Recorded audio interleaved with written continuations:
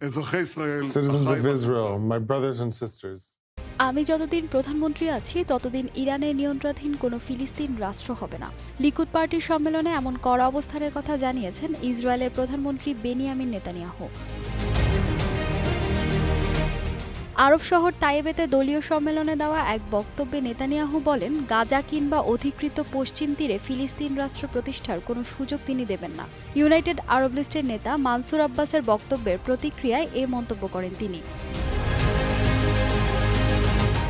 এর আগে মানসুর আব্বাস দাবি করেন, ফিলিস্তিন রাষ্ট্র ইতোমধ্যেই বিদ্যমান এবং বিশ্বের অধিকাংশ দেশ সেটিকে স্বীকৃতি দিয়েছে।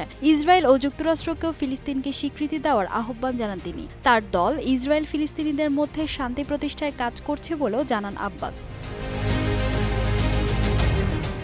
এদিকে আগামী ২৭ অক্টোবর ইসরায়েলের সংসদীয় নির্বাচন সামনে রেখে নেতানিয়াহুর জন্য রাজনৈতিক সমীকরণও কঠিন হয়ে উঠছে। সাম্প্রতিক জনমত জরিপগুলোতে লিকুদ ও তার জোটসঙ্গীরা সরকার গঠনের প্রয়োজনীয় ৬১ আসনের নিচে থাকার পূর্বাভাস পাওয়া যাচ্ছে। একটি সাম্প্রতিক জরিপে লিকুদের আসন ২০টিতে নেমে আসতে পারে বলে ধারণা করা হয়েছে।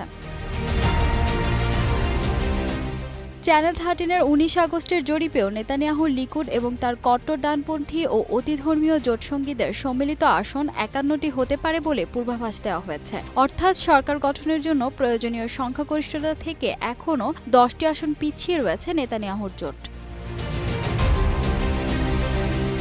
ফাহিমা সুরভি, নিউজ ডেস্ক, গ্লোবাল টেলিভিশন।